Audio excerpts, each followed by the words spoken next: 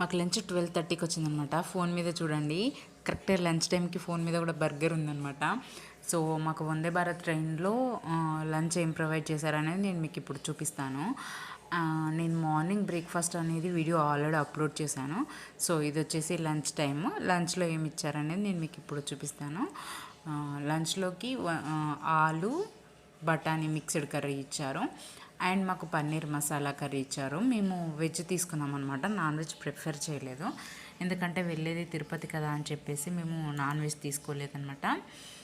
దాని తర్వాత సాంబార్ ఇచ్చారు, ప్లెయిన్ రైస్ విత్ పుల్కా అనమాట. సో పుల్కా కొంచెం చాలా లావుగా ఉండింది, అంత నచ్చలేదు.